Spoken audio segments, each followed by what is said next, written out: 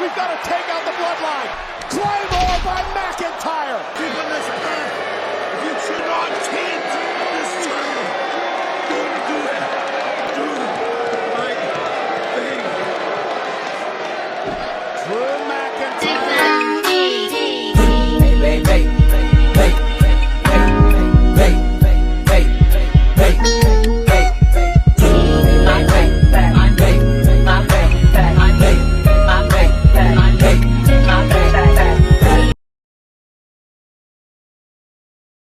Hey, what's going on YouTube land? It's your boy TJ and welcome to my YouTube channel, Wrestling Nostalgia, where I give my reviews on the WWE shows and PLE events. And today we are going to be reviewing Raw, March 4th, 2024. Let's go ahead and get right into it. We open up the show with Cody Rose, and he's basically going to address The Rock. He says that at WrestleMania, he's going to be facing off with one of the top elite champions of the WWE, Roman Reigns, but he has a distraction, which is in The Rock, and The Rock has turned down his challenge, and he said, just like a typical politician, he ups the ante, and he wants a tag team match with, you know, my new friend. You could call him my friend, right? Talking about Seth Rollins. Seth Rollins come out, and basically, make a long story short, Cody asks Seth Rollins to be his partner at WrestleMania. He says, look, I understand that you have other obligations, and you have to defend your world championship, so if you can't make it, then that's fine. So then this is when Seth says that I understand that you understand my situation and things like that, but I told you this is bigger than you and I. It's not just you that has to finish your story, it's me as well. The bloodline wants all of the power, aka Roman Reigns, and then with The Rock in their corner, like he is this close to getting all of that power, so he wants to stop it while he can. Seth also says that he is sick of The Rock. The Rock is rocky diarrhea or something like that, and you guys went up for that? Because that was whack. like what? Rocky diarrhea?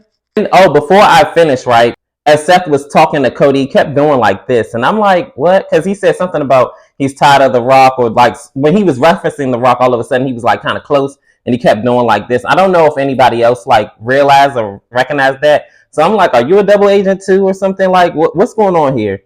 So make a long story short, he basically accepts the challenge at WrestleMania. Seth also says that The Rock hasn't been cool since 20 years ago because The Rock said something about the bloodline and The Rock made wrestling cool again and things like that. Seth also said that he is 100% clear to wrestle now. He and Cody Rose obliges that this Friday at SmackDown, they're going to both attempt to confront the bloodline.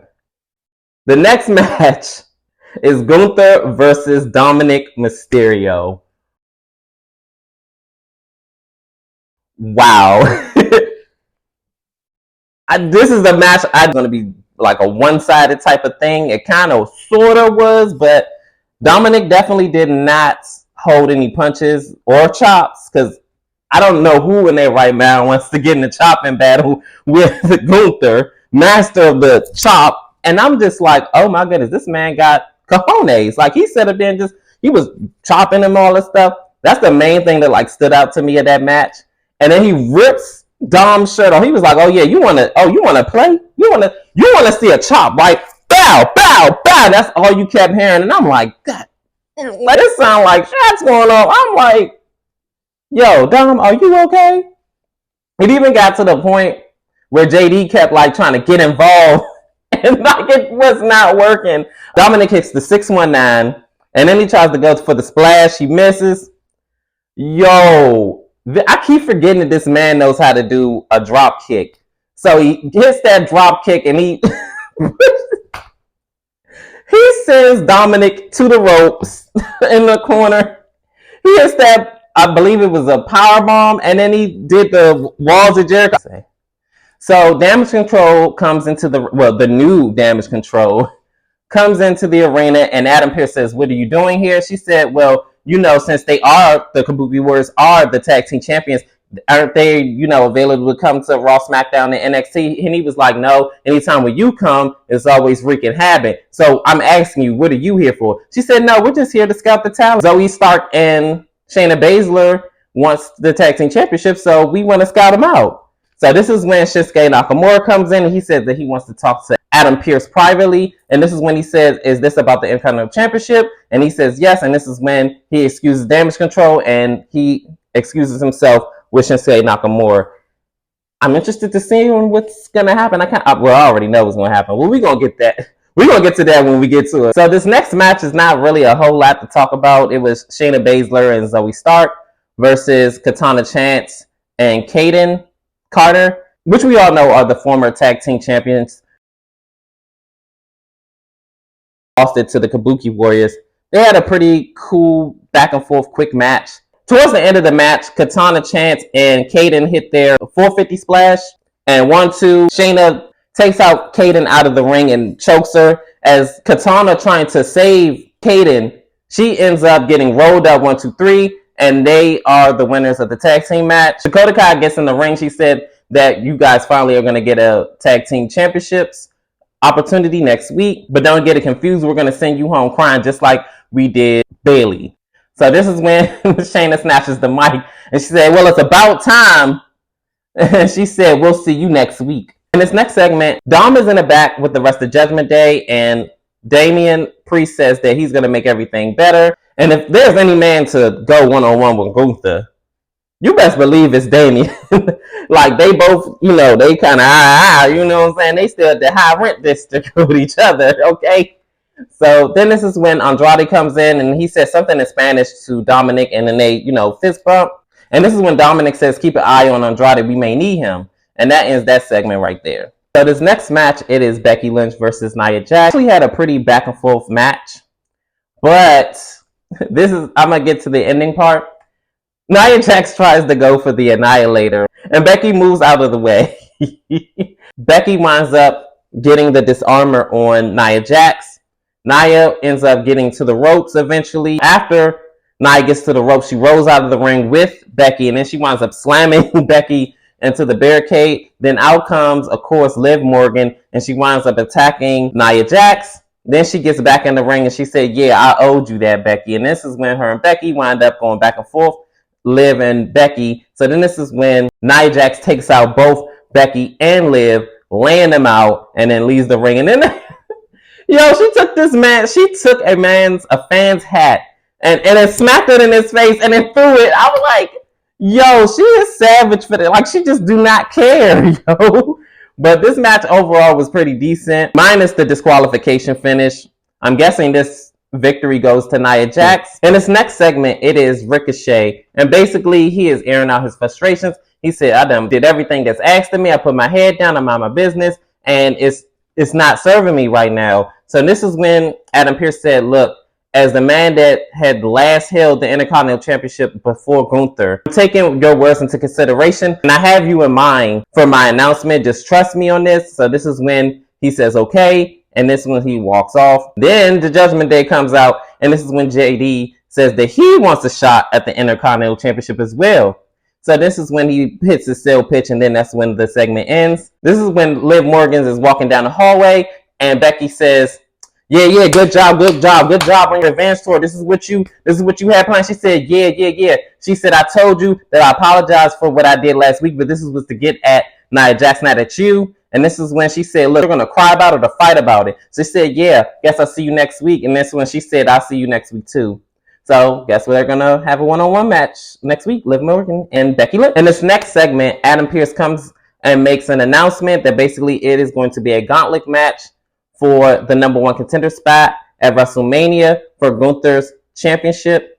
It is going to be Shinsuke Nakamura, JD McDonough, Sami Zayn, Ricochet, Chad Gable, Bronson Reed. All of those guys, all 6 guys are going to be in a gauntlet match. So basically, it's going to be 2 guys in the ring, and whoever wins goes on to the next and has to go through the gauntlet, basically have to go through all 5 people in order to determine the winner. So I feel bad for whoever the first 2 people are.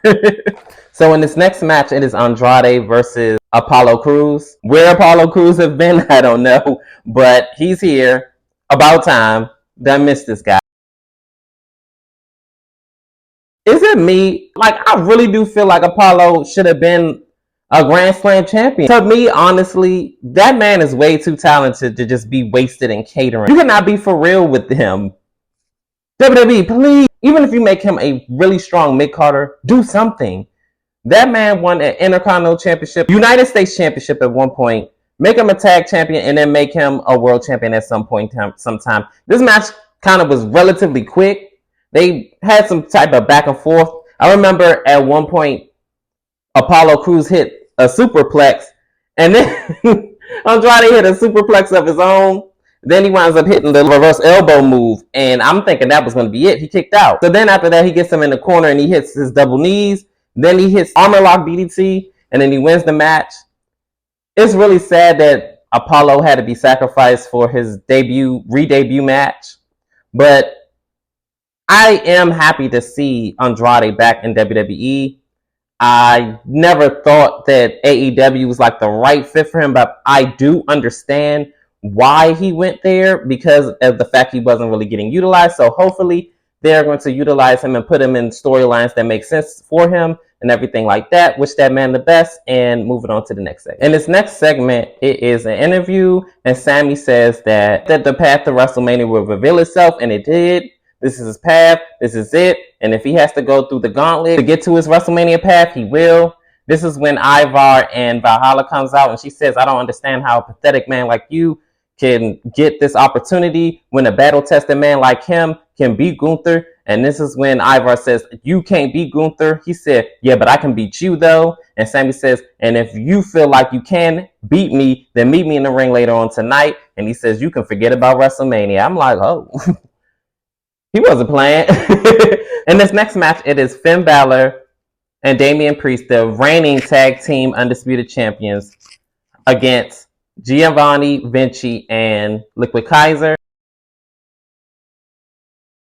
They actually had a pretty decent back and forth match, and it looks like Damian has a chip on his shoulder. Like all throughout this match, I swear somebody must have said something wrong to his mama, and he just said, punch you in the like he was hitting hard. At the end of the match, Damian Priest hits like a big clothesline, and I was like, oh my goodness, I think he was trying to take Giovanni's head off.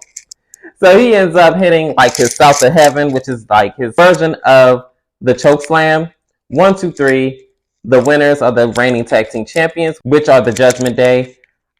I'm glad that the fans are finally starting to get a little bit more behind Damian because, to be honest, he's like one of the most underrated wrestlers in the WWE right now. I don't understand what the fans don't see. He is world championship material to me. I feel like he's bigger and better than a mid-carder. Like, he can talk. He's gotten significantly better. Like, he always had his in-ring prowess. I knew when Damian Priest was a star, when him and Sheamus went at it for the United States Championship, they had a phenomenal match at SummerSlam. That's when I knew he was going to make it big in WWE. And I hope that he rekindles that lightning in a bottle again. For whatever reason, the WWE higher-ups say, you know what? You're going to cash in at WrestleMania. I feel like he deserves that moment. So let's say Drew McIntyre does finally beat Seth Rollins, which I want that to happen. I hope that Damian does cash in at some point soon. I don't know when exactly that's going to be, but I do feel like it should be at WrestleMania, but that remains to be seen, and we're going to end this segment here. In this next segment, it is an interview with Drew McIntyre, and basically he says no, that Seth didn't take his advice to mind his business and just stay on Raw and mind Raw's business. So he says that he is a spotlight junkie and that every time when he sees the new hot thing, he has to be right there involved in it. Drew says that the WWE World Championship needs better and it deserves better. He gets into Jey Uso and he says that all Drew McIntyre wanted was an apology, and with his dim-witted self, he thought that he would get that by now, but he says, you know what, I'm going to apologize because I know how badly you want to win this match and you need to win this match, but you're not going to. And this is when he ends his interview. In this next match, it is Ivar versus Sammy. They had a really decent back and forth match. I'm not going to lie, it looked a little bleak for Sami Zayn, But knowing him, he always finds a way to overcome. So this big behemoth, Ivar, gets up and tries to do a moonsault. He misses. So then he winds up getting on the apron, or should I say the ropes. So then Sammy hits his big haluva kick. 1, 2, 3, he wins the match. But after the match, the return of Bronson Reed, he winds up jumping. He winds up jumping Sammy from behind. But once he turned around, bam! I was like, dang. Was you trying to clap his head? What was you doing? What was you doing? So then this is when he winds up getting on the top rope and hits the big slash. And this next segment is an interview with Gunther. He's not surprised with the income of the Dominik Mysterio match, and he knew he was going to win, but he did put up a good fight. This is when the interviewer asked him, how does he feel about all the challengers? He said, I feel great. They should be lining up to face me, but all that they're going to get is a humiliation. So then this is when Chad Gable comes in. He says, look, I can't forgive you what you did in front of my little girl. And to everybody else, this is just a WrestleMania match. To me, this is my road to redemption. I have to redeem myself, and I have to do exactly what I said, and that's win the Intercontinental Championship. Snatch it right away from your grimy hands. So this is when Gunther just laughs and walks away. And now we are here at the main event match. Jey Uso versus Drew McIntyre. They had a really great back and forth match. Very high intense. You can tell that these two really have a great disdain for each other. And then he gets him back in the ring. So when he climbs up to the top rope, he just sees Solo Sikoa. So then this is when Solo Sikoa climbs over the barricade. But then he is taken out by Cody Rose. And Cody Rose just wailing on him. Drew McIntyre and Jey Uso wind up, getting into fisticuffs. So he's about to hit him with the Claymore. He doesn't get it. He winds up getting a kick to the head. Then he, keeps kicking him in the head, does the spear. And as he's about to do the splash, get a splash on, here comes Jimmy Uso. And then as he's distracted, Drew McIntyre winds up kicking him, doing the Claymore. 1, 2, 3. That is it. He is still yet to defeat Drew McIntyre. So after the match, Jimmy Uso wants to still get a piece of Jey Uso. So he comes in the ring with the steel chair. Before he can do anything with it, here comes Seth Rollins. He winds up taking out Jimmy Uso and kicks him out of the ring. And this is when, because as he's running down to the ring, he runs right on past Drew McIntyre. And Drew must have, found it highly offensive that, oh, how dare you?